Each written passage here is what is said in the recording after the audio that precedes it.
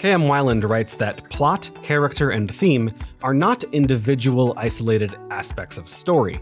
As such, they cannot be developed in isolation, rather they are parts in a larger symbiosis. It can be tough to figure out your own story's theme sometimes because we get stuck thinking about character journeys, setting, or some other more obvious aspect of the tale. That leads to fun moments where we have to retcon what it means that the final battle is set during winter, or why the dress is yellow. But these things are all linked.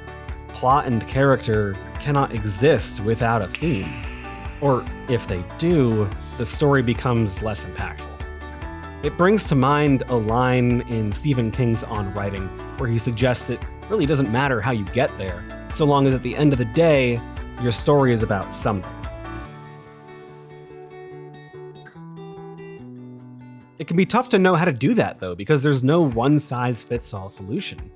Every story is different. That said, a few people have tried to map out themes and the way they interact with plot and character. Robert McKee, professional talking man, has devised a clever tool for those of us who aren't king and need a little more guidance. His thematic square breaks it down into 4 key values that play off of one another: a positive, contradictory, contrary, and negative value. Let's take a look at how West Side Story fits into this structure. The theme of forbidden love is everywhere, but what we focus on are the characters and plot, all of which are affected by that central theme, even if they have goals or motives beyond it. McKee's first value on his square is the positive.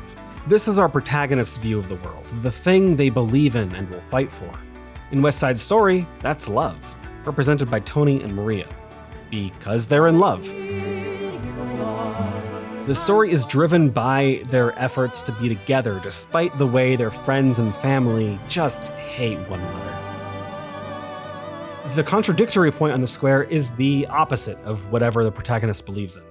You could say that's where the antagonist goes. If Tony and Maria's love drives the positive value, Bernardo and Riff's aforementioned hate fits here pretty well. They'll stop at nothing to destroy one another, and are unwilling to accept Tony and Maria's relationship.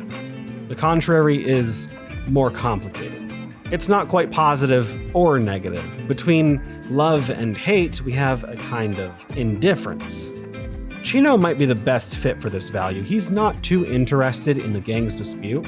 He just feels angry and discarded after Maria ignores him for Tony. When he finally has enough and swears vengeance, he acts alone. Finally, the negative. McKee calls this the negation of the negation, which I guess is how the Aristotle of our time likes to talk about bad stuff. In West Side Story, I'd argue this is the self-hate that our protagonists, Tony and Maria, feel from time to time, concerned that their love is causing so much strife among their friends and family. It's a big reason why, near the end of the story, they decide to run away together. And with those 4 points, we have a delightfully complex story with some conflicted protagonists, determined antagonists, and Chino, all of whom are acting or reacting to the theme of forbidden love. This is just one example of how to use the thematic square. It will probably look a bit different for your story.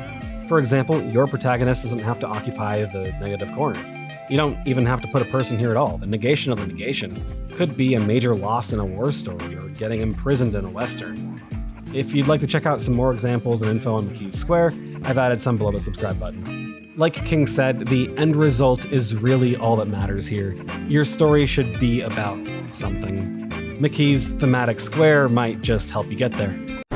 And real quick, this video is sponsored by us. We're publishing a new novel by Ann Christy, The Never-Ending End of the World. It's a post-apocalyptic sci-fi story about a girl who wakes up to find that all of Manhattan, all of the world, is reliving the same few seconds, minutes, or hours on a loop. Loops that, if broken, can be dangerous.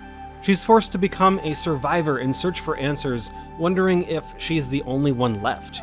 The book drops August 8th, but you can reserve a physical copy right now or get the ebook at a special pre-order discount for just 99 cents. There's a link below if you'd like to learn more about the story, and thanks for watching.